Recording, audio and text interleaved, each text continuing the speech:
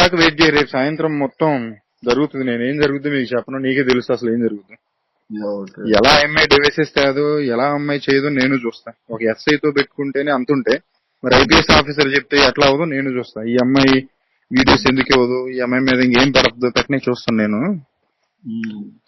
అంటే నేను ఇప్పుడు నేను టేకప్ చేసి చేస్తున్నప్పుడు నాకు ఇగో ఉంటది ఆఫీసర్ గా.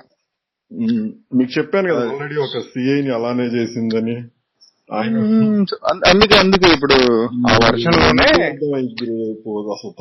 అదే వర్షన్ లో ఎందుకు రేపు మధ్యాహ్నం 3 గంటలకు నీకు తెలిసిపోతుంది మ్యాటర్. మధ్యాహ్నం 3ంటికి అసలు ఏంటి ఎంత ఇష్యూ అవుతుంది ఇది. అది యాక్చువల్ గా నార్సింగిలో కూడా నా మీద ఒక కేసు పెట్టింది తను, ఎఫ్ఐఆర్ అయింది. ఇప్పుడు లాస్ట్ ఇయర్ కరెక్ట్ గా మన సెప్టెంబర్ లో, కరెక్ట్ గా 2-3 days లో అదే లావణ్య అదే స్వాతికి అదే వాళ్ళ స్వాతి నాకు ఫోన్ చేసి కాళ్ళు పట్టుకొని కాళ్ళ పెట్టి చస్తా అమ్మాయి ఇప్పుడు నేను చేసే పనికి. బతుకుంటే బఠానీలు అన్నా అమ్ముకుంటా, మీ జోలు నాకు వద్దు, నీ కాళ్ళు పట్టుకుంటా నన్ను వదిలేని ఆయమ్మ రివర్స్ లో బతిలాడు. అది బతిల్ అమ్మో, దాన్ని అసలు మేము ఊహించుకోలేము అనమాట యాక్చువల్ గా అది అలా చేస్తాం. కానీ ఇక్కడ చిన్న రిస్క్ ఏంటంటే ఆ డిఐ ఉన్నాడు కదా ఆయన డిఐ తీసేసాను ఆల్రెడీ ఇందాక రిమూవల్ ఆర్డర్ ఇచ్చేసాను ఆయనకి. మా అన్నయ్య దగ్గరికి వెళ్ళి కూర్చుంది, అందుకే ఇతను పనికిరాడు ఇతను వద్దు అని చెప్పాను. రేపు లావణ్యాన్ని కూడా అతను పిలిపిస్తానన్నా మేము వెళ్ళట్లేదు అక్కడికి. అదే విషయం ఏంటంటే ఆయన నాది ఛార్జ్ షీట్ చేయడానికి ఉంటాడు అనమాట ఇప్పుడు నేను, ఎందుకంటే ఆయనకి సంబంధించిన ఎవిడెన్సెస్ నా ఒక్కడి దగ్గర ఉన్నాయని తెలుసు ఆయనకి. అవసరంలా రేపు నేను పొద్దున 11కి డీజీపీ దగ్గర కూర్చుంటున్నా, అది జితేంద్ర గారి దగ్గర కూర్చున్నాక ఫోటో తీసి పెడతాను నీకు చూసుకో. ఫోన్ చేసి మాట్లాడా 2 years అంటే 2 years ఏంటంటే ఆ 2 డిఏ చేయగలిగేవి. ఒకటేమో నా మీద అయిన ఎఫ్ఐఆర్ కి ఛార్జ్ షీట్ చేయటం, అది ఆల్రెడీ స్టేషన్ బిల్ తెచ్చుకున్నా, డబ్బులు ఇచ్చుకుని అయిపోయింది. ఇంకోటి ఏంటంటే అది చేపిమంటే ఛార్జ్ షీట్ నిన్ను ఎదురు కూర్చోబెట్టి ట్రైన్ రాపిస్తాను నేను. డిఏ ఇది వాడేంటి వాడు ఆఫ్టర్ ఒక ఎస్ఐ పెట్టుకుని ఐవన్ మారుస్తాం. ఐవన్ ఎంతసేపు మార్చడం 2 minutes లో మార్చేస్తాం.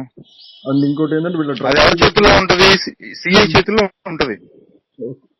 సిఐకి ఏం చెప్తాను నేను, వీళ్ళిద్దరికి డీలింగ్స్ ఉన్నాయి, నువ్వు మారుస్తావా లేదా మన్నైతో మార్పించినా అని అడుగుతాను, ఒకటే డైలాగ్. సిఐకి కూడా తెలుసు వీళ్ళ డీలింగ్స్, అది సిఐకి కూడా తెలుసు ఆల్రెడీ తెలుసు కాబట్టి ఇందాక మా అన్నయ్య కాల్ చేసి ఏంటి లావణ్య వాళ్ళిద్దరికి డీలింగ్స్ ఉన్నట్టున్నాయి, నాకు డౌట్ ఉంది, సో అతను డీల్ చేయొద్దు, అతను పిలవద్దు, ఆయన పనులు ఆయన చేసుకోమని చెప్పాడు. సిఐకి మైండ్ పోయింది. సో సార్ తెలిసినట్టుంది ఇప్పుడు ఏం చేయాలని చెప్పి 2 సార్లు కాల్ చేస్తే నేను లిఫ్ట్ చేయాల. అసలు స్టేషన్ మొత్తం కాదు, సిఐకి అను ఇంకోటి మేడం, ఒక మేడం ఉంటారు, శివరాణి మేడం. సో కాల్లో కాదు కానీ నువ్వు మరి మణికొండ వస్తావా? నేను ఇక్కడ ఉన్నా ప్రెసెంట్ విల్లాలో. కరెక్ట్ గా ఎక్కడండి? ఎగ్జాక్ట్ గా ల్యాంకో, ఇది ఆపోజిట్ వాసుదేవ బాయర్ గార్డెన్ వల్ల జస్ట్ మెయిన్ రోడ్ మీదే ఉంటది. ఓకే, ఎంతసేపు ఉంటారండి అక్కడ? నువ్వు ఎంతసేపు లో రాగలుగుతావు ఇక్కడికి? ½ an hour లో స్టార్ట్ అవుతుంది ఇక్కడ నుంచి. ఎక్కడ ఉన్నావు నువ్వు? నేను కరెక్ట్ బాబుఖాన్ ఉంది కదా, బాబుఖాన్ విల్లాస్ లేక్ ఫ్రంట్. సరే, ½ an hour లో స్టార్ట్ అయిపోయిన అయితే 6:30 కల్లా రాగలుగుతావు కదా, 15 minutes అక్కడ నుంచి ఇక్కడికి. 6:30కి రా నువ్వు. అంటే ఇక్కడ నువ్వు కూడా సేవ్ అవుతావు. నేను చెప్పేది ఏంటంటే నువ్వు వచ్చి నన్ను కలిస్తే నేను ఏంటనేది కొన్ని చూపిస్తాను నీకు ఫోన్ లో, నా ఫోన్ లో. నీకు అసలు ఏంటనేది తెలుస్తుంది సబ్జెక్ట్. నువ్వు సేవ్ అవుతావు, ఇక్కడ ఈ అమ్మాయి కాదు, నువ్వు సేవ్ అవుతావు. నీకు ఏదన్నా గుంటూరులో ఇష్యూ ఉన్నా కూడా ఐజీ మా మనిషి కాబట్టి కూర్చోబెట్టి చేపించగలుగుతాను. నేను డైరెక్ట్ గా ఐజీ గారికి కాల్ చేసి ఇది మనోడు కొంచెం చూసి జాగ్రత్తగా చేసుకోండి, ఏదన్నా ఇష్యూస్ ఉన్నా కూడా చెప్పగలుగుతాను. మనకి వేరే ఒకళ్ళు ఇలానే చేశారనమాట, అంటే మిమ్మల్ని అని మీరు తప్పు అనుకోవద్దు. నేను డబ్బులు అడగట్లా, ఒక టీమ్ ఆఫ్ పీపుల్. నేను బ్రోకర్ని కాదు ఇక్కడ నీ దగ్గర డబ్బులు తీసుకుని చేయడానికి. సో వీళ్ళు రిలేటివ్స్ కాబట్టి స్వాతి వాళ్ళు మెయిన్ వాళ్ళు ఏంటంటే ఎవిడెన్సెస్ నన్ను అడిగారు. సో నేను ఆ ఎవిడెన్సెస్ ఇస్తే ఆ ఎవిడెన్సెస్ తీసుకొని ఆయన్నే బెదిరించి చేద్దాం అనుకున్నారు. సో ఆయన అప్పుడు నా మీద గ్రడ్జ్ పెట్టుకుంటాడు. ఇప్పుడు ఒకటి నేను అమ్మాయిని సేవ్ చేయాలి కాబట్టి అవన్నీ మనకు ఉపయోగపడతాయి అనే పాయింట్ ఆఫ్ వ్యూ. రెండోది నువ్వు నాకు ఆ ఎవిడెన్స్ ఇస్తే ఇక్కడ నేను ఏం చేయగలుగుతానంటే మా అన్నయ్యని తీసి పక్కన పెడితే ఇక్కడ ఎవరైతే డీజీపీ దగ్గరికి రేపు పొద్దున వెళ్తున్నానో నాకు చాలా ఉపయోగపడుతుంది. అదే ఇష్యూలో నీ ఛార్జ్ షీట్ వాళ్ళు నెగిటివ్ గా వేసినా కూడా చెల్లదు. నువ్వు దీన్ని రేపు సాకుగా చూయించుకోవచ్చు. సార్ వాళ్ళిద్దరికి కనెక్షన్ ఉంది అందుకే నాకు అగైనిస్ట్ చేశారు అనే పాయింట్ నీకు మీ లాయర్ అడుగు కావాలంటే. నేను ఆల్రెడీ ఇక్కడ సబ్మిట్ చేసి డీజీపీ నుంచి లెటర్ ఇప్పిస్తే ఇదే కేసు ఆల్రెడీ మీరిద్దరే ఇది పెట్టింది. నన్ను కావాలని కార్నర్ చేశారు వీళ్ళిద్దరికి ఎఫ్ఐఆర్ ఉంది, ఎలా కేసు ఫైల్ చేస్తారు ఎలా ఛార్జ్ షీట్ వేస్తారు అంటారు. అయిపోయింది కదా అక్కడతో. I1 మార్పిచ్చేస్తాను కదా ఇన్వెస్టిగేషన్ ఆఫీసర్ ని కరెక్ట్ గా గంటూ నువ్వు నాకు ప్రూఫ్స్ ఇచ్చి సార్ గో హెడ్ అంటే గో హెడ్ అంటే భయపడకుండా 24 hours లో శ్రీనివాసం తీసి ఆ కేసు నుంచి వేరే వాళ్ళకి అప్పచెప్తాం కరెక్ట్ 24 hours లో. కానీ ఎంతైనా సరే పోలీస్ ఒకటే కదండి, వాళ్ళని వాళ్ళు ప్రొటెక్ట్ చేసుకుంటారు మధ్యలో. ఎవరు చెప్పారు ఇప్పుడు నీకు శ్రీనివాస్ అనే వ్యక్తి భయపడుతుంది దీనికి అమ్మాయి నేను ఏదన్నా చేస్తే ఈ కేసుకు సంబంధించి అని భయపడుతుంది కదా. ఆయన చేయడు వేరే ఆఫీసర్ చేస్తాడు కదా. ఇప్పుడు ఇతనికి ఏం సంబంధం? అదే కాకపోతే టచ్ చేస్తుంటాయి కదా వాళ్ళు ఏదన్నా టచ్ ఉన్నా కూడా శ్రీనివాస్ మీద యాక్షన్ తీసుకోవట్లేదు కదా ఇక్కడ. నువ్వు యాక్షన్ ఎవరి మీద లావణ్య మీద తీసుకుంటావు. ఆయన ఏం చేస్తాడు నాకేం సంబంధం నేనేం చేయలేను ఇక్కడ వేరే వాళ్ళు కదా అంటాడు. ఓకే అదే అంటే అదే మీకు కలిసిన చెప్తాను. బేసిక్ గా మీరు చూసే ఉంటారు కదా రాష్ట్ర రెండుది కూడా 1 month లో చార్జ్ షీట్ అయిపోయింది. అది నేను ఏం చెప్తున్నాను, శ్రీనివాస్ అనేవాళ్ళు మా ముందు ఒక చిన్న officer. Okay Srinivas is nothing, is just only sub inspector of police. అది కొంచెం కోపం ఏం చేస్తామంటే 1 week ఎవరు చెప్పారు? ఎస్ఐ సబ్ ఇన్స్పెక్టర్ డిఏ అంటారు. నెక్స్ట్ ప్రమోషన్ అనమాట అతను. 3 stars ఉన్నాయి ఆయనకి. డిపిసి వచ్చిందా? 3 stars ఉన్నాయి ఆయనకి. డిపిసి వస్తే సిఐ ఉంటాడు. సిఐ కానీ బట్ దీన్ని కేసెస్ ఇన్వెస్టిగేషన్స్ వేస్తారు వీళ్ళకి అంతవరకే. ఇప్పుడు స్వాతి కేసు ఆయనకే వచ్చింది, ఈ అమ్మాయిది డ్రగ్స్ కేసు ఆయనకే వచ్చింది. స్వాతి కేసు ఛార్జ్ షీట్ వేసాడు. మొత్తం వీక్ చేసి పడేసాడు కేసు. వేసారు ఆల్రెడీ 6 months అవుతుంది ఛార్జ్ షీట్ వేసి. అంతా వీక్ చేశాడు కేసు మొత్తం. చూశాను నేను. చూసి భయపడి ఇప్పుడు ఏంది ఈయన తగులుకున్నాడు ఈ ఛార్జ్ షీట్ లో ఏమైనా గెలుకుతాడేమో నన్ను అని సార్ నేనే పిలిపించి నేనే డివైస్ అన్ని తెప్పిస్తాను మీరు రేపు రండి అన్నాడు. మన్నయ్య ఉండి తెలియదు అనుకోని విషయం తెలియదు అనుకోని నేను మా అన్నయ్య దగ్గర పేర్లు కూర్చొని మాట్లాడి ఇప్పుడు దాకా అన్నయ్య వద్దు అతను ఇది పరిస్థితి చెప్పేసాడు డైరెక్ట్ గా. సో చెప్పిన తర్వాత అన్నయ్య ఉండి ఎందుకు డైరెక్ట్ గా చంద్రబాబు నాయుడు సిఎస్ కి కాల్ చేసి నేను వచ్చినా చూపిస్తాను నీకు ఆడ డీజీపీకి చెప్పించు, డీజీపీ దగ్గరికి వెళ్ళి కూర్చోపు, నువ్వు కూర్చుంటేనే ఇదిలే, ఆ తర్వాత ఏం చేయాలో నీకే తెలుసు, నువ్వు ఆఫీసర్ కాబట్టి అన్నాడు.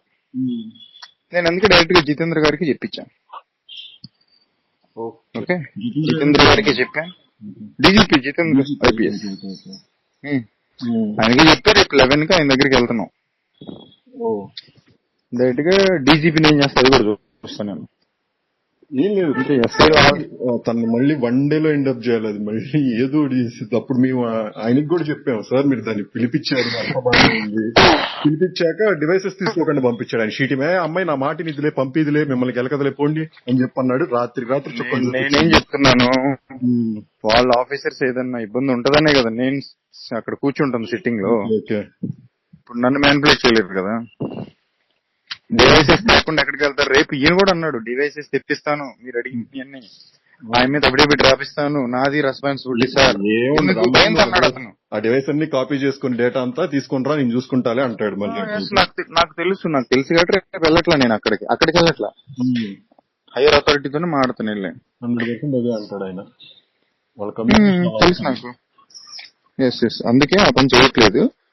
డైరెక్ట్ గా ఇక్కడికి వెళ్తున్నాం. ఇంకా నేను ఎవరికి ఈ విషయం చెప్పలేదు. నేను డైరెక్ట్ గా రేపు తీసుకెళ్లేటప్పుడు వెళ్ళి అక్కడ కూర్చుంటాను. కరెక్ట్ గా 1 week లో ఈ అమ్మాయి చాప్టర్ క్లోజ్ చేసేస్తాను. అసలు ఈ అమ్మాయి దగ్గర ఏ డివైసెస్ ఉన్నాయి అన్ని హ్యాండ్ ఓవర్ చేసుకుంటాం. ఈ ఇన్ఫర్మేషన్ నువ్వు వాళ్ళకి పాస్ చేసావంటే నీకే నష్టం. నష్టంగా నేను అసలు చేయను. నేను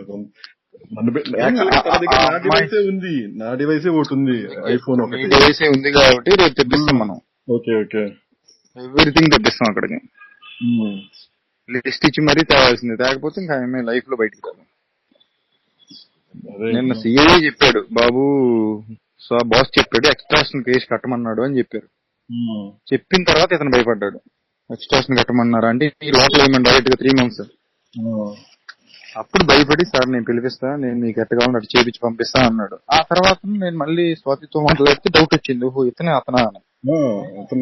ఫస్ట్ ఏంటి ఇట్లా క్వశ్చన్ చేసాడు, తర్వాత సిఐ ఇట్లా అని చెప్పిన తర్వాత పలానా వాళ్ళ తమ్ముడు అని చెప్పిన తర్వాత అతని వర్షన్ మొత్తం టోటల్ చేంజ్ అయిపోయింది. చేంజ్ ఇలా వచ్చాడు. సరే నువ్వు రాయితే నేను లొకేషన్ సెండ్ చేస్తాను నీకు ఇప్పుడు. స్వాతి నేను మాట్లాడతానమ్మా. షూర్ ఆ చాట్ కూడా పంపించండి, ఇప్పుడే పంపించాను.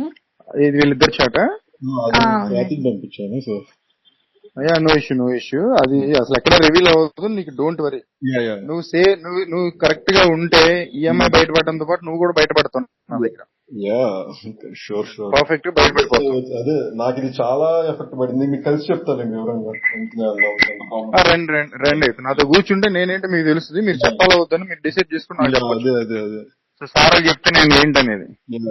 నన్ను మీడియాలో కూడా ఎవిడెన్సెస్ కోసం తగ ఇబ్బంది పెట్టేశారు. నేను అసలు లేవు అని చెప్పి కూర్చాను. అది నా ప్రాబ్లం. బయటకు ఒకసారి వెళ్ళిందంటే నాకేమన్నా ఎఫెక్ట్ అవుతాను అంతే. నువ్వు రా మరి, నేను ఇక్కడే ఉంటాను, లొకేషన్ పెడతాను, చూస్తానా. ఓకే షేర్ చేస్తాను చూడు. సరే స్వాతి నేను నీతో అయిపోయినాక మాట్లాడతా, సైన్ కలిసిన తర్వాత.